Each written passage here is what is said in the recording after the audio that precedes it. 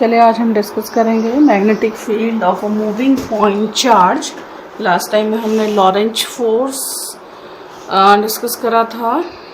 तो magnetic field of moving point charge और Laplace rule.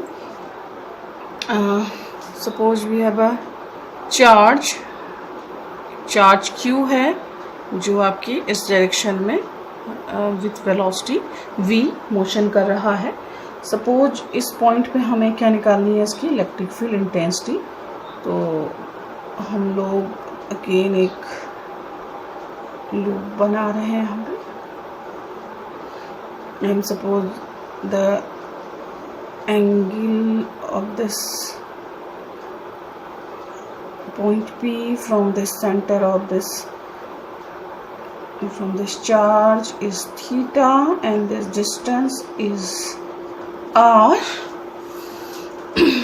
Then the magnetic induction B, it is directly proportional to the charge Q, Laplace rule है, into V and the sine of angle between them divided by r square. जब हमें proportionality हटाते हैं तो B equal to आपका हो जाता है, this is mu naught upon 4 pi q v sine theta upon are square. या फिर आप इसको इस फॉर्म में लिख लेते हैं, this is Q not in terms of vector field, this is Q, this is the V cross r unit vector upon r square. या फिर आपको पता है यूनिट वेक्टर आपका क्या होता है, this is the vector divided by its amplitude. Then b, this is equal to mu naught upon 4 pi q v cross vector r divided by r cube. आप चाहे इस फॉर्म में लिखिए या फिर b इक्वल टू इस form में लिखिए, किसी भी एक फॉर्म में, यानी कि कोई चार्ज आपका मूव कर रहा है। फिर r is the unit vector. Unit vector किस डायरेक्शन में होगा आपका, r की डायरेक्शन में होगा। It is a position unit vector. Mu is the permeability of this medium, mu naught is the permeability of this free space, permeability of this free space.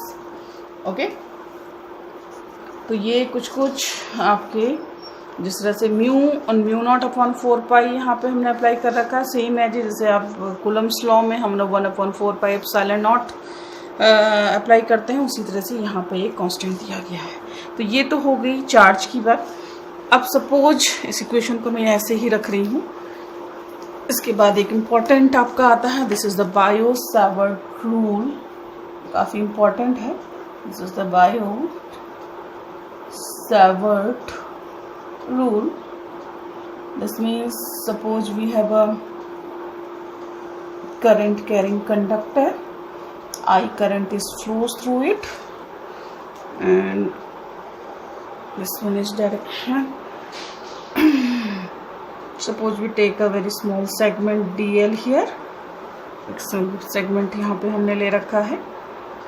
Again वो सभी को जो भी सॉल्व कर रहे हैं आप, उस सेगमेंट में कितनी के थ्रू कितना फील्ड होगा, then we generalise it. Suppose L is the length of this wire, length of this wire.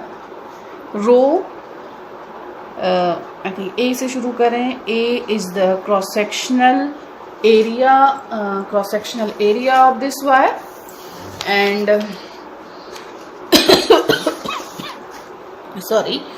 and rho is the volume charge density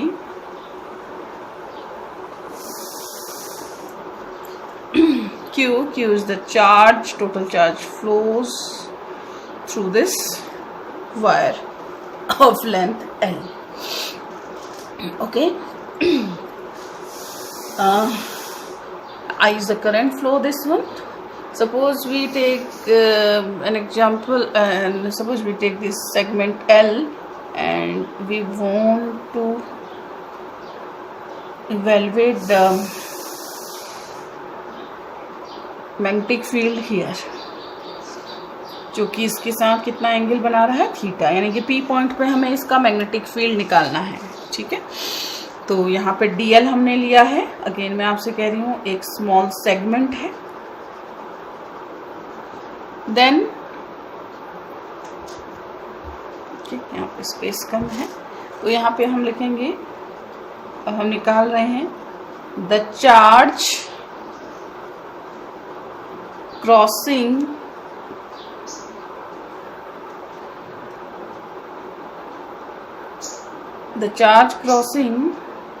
cross sectional area A पर सेकेंड। नहीं, 1 second में एक cross sectional area में कितना charge cross हो रहा है ये हमें निकालना है। तो ये कितना आ जाएगा, this one is v sorry, एक यहाँ पे आप एक और लीजिए, v is this is velocity of this charge of current, आप ले लीजिए करंट चाहिए। ठीक है, this means in 1 second the distance travelled by this charge is v। Okay, and charge crossing पर सेकेंड आपका यहाँ पे आ रहा है, तो ये कितना आ जाएगा, rho v distance travelled and a is the cross sectional area. Okay, तो charge crossing cross sectional area पर second is this one, and charge crossing per second is given by the current क्या होती है, per unit flow of charge current I, तो ये equal हो जाएगी current I के। ओके, अगर मैं इस इक्वेशन में मल्टीप्लाई करूं, दोनों ओर को अगर मैं dl से मल्टीप्लाई करूं तो क्या आ जाएगा, this will be I D L equal to rho V A dl, ये आ जाएगा। ठीक है, तो यहाँ पे अब आप देखिएगा Q rho is the volume charge density, this mean this is equal to the total charge divided by volume. If Q is the total charge flow this cross sectional area, this means this is equal to rho into volume, कितना आ जाएगा, this is A into dl। तो ये equation आपकी I D L equal to आपकी कितनी आ गई, this is Q into V। देख रहे हैं आप, and from this equation, from this Laplace rule B equal to इतना आ रहा है, तो ये इक्वेशन आपकी कितनी हो गई, 4 पाई, एंड हियर Q V की जगह अब आप क्या लिखेंगे, आई डी एल, तो ये इक्वेशन हो गई I, it is dl cross this unit vector r square. ये देख रहे हैं, ये आपका क्या आ गया, हाँ, दिस वन इज द, ये जो हम ले रहे हैं, this is the magnetic induction at point P due to this segment, this one. तो ये हमारा बायो-सावर्ट लॉ है, this is the electromagnetic induction at point P due to this small segment dl. If we take the total magnetic induction at point P due to this whole wire, इस पूरे तार से हम देखना चाह रहे हैं कि यहाँ पे कितना मैग्नेटिक फील्ड है, तो वो हो जाएगा B। अब आप क्या करेंगे, यू इंटीग्रेट इट, इसकी इक्वेशन आपकी क्या आ जाएगी, integrated, this is mu naught I upon 4 pi, इसको आप बाहर ले लीजिए क्योंकि ये कांस्टेंट क्वांटिटी है, mu naught upon 4 pi, it will be I D L cross R upon are square. ये है आपके बायो-सावर्ट लॉ। इसके डिफरेंट एप्लीकेशंस हम लोग देखेंगे। अगेन दिस इज, यहाँ से मैग्नेटिक फील्ड, हाँ, इंडक्शन हमें पता चल गया। इससे पहले हमने फोर्स निकाला था, तो इन दोनों को अगर हम कंबाइन करते हैं, निकालते हैं the force between the two finite elements of current, force between two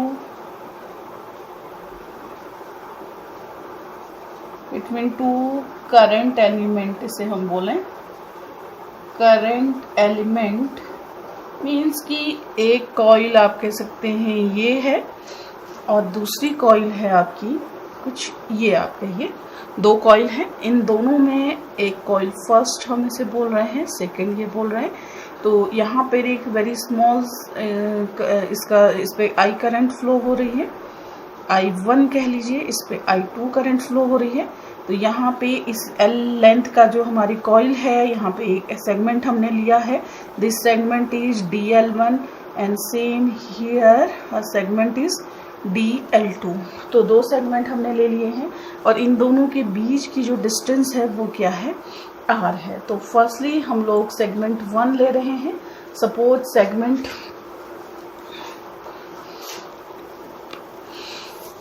segment 1 से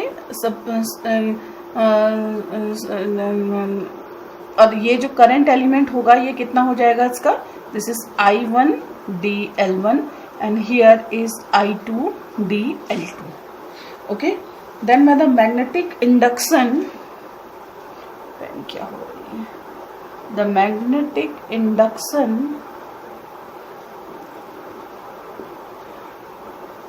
due to this current I1 at distance R on DL, DL2। इस सेगमेंट पे, इस डिस्टेंस पे हम देखना चाह रहे हैं मैग्नेटिक इंडक्शन कितना होगा। This is DB equal to, this is mu naught upon 4 pi, अभी निकाला था हमारा I1, this is D, yes, DL1 cross R unit vector upon R square. Okay, अब जब यहाँ पे this means the force on conductor I2 on this conductor, on this coil carrying the current I2 is suppose DF। इस induction के कारण इस पे एक फोर्स लगेगा, तो इस फोर्स की वैल्यू क्या हो जाएगी, इस फोर्स की वैल्यू आपकी होगी, फोर्स हमें पता है this is ILB cross B। तो यहाँ पे आपकी वैल्यू आ जाएगी, the force between these two segment is, it is mu naught upon 4 pi, it is I1 into I2 D here DL2 cross DL1 cross this unit vector upon divided by, आप यहाँ पे एक ये कर सकते हैं, एक बड़ा लगा लीजिए R square. This means this is the force of current element is equivalent to the Coulomb force. जिस तरह से आपके टू चार्जेस के बीच में फोर्स लगता था कूलम फोर्स, तो वो क्या था आपका 1/4 pi epsilon 0 Q1 Q2 upon R square. तो यहाँ पर क्या है आपका, this one is equivalent to 1/4 pi epsilon naught and this one is I1 DL1 and I2 DL2 equivalent to the charge Q1 and Q2 and other thing are same।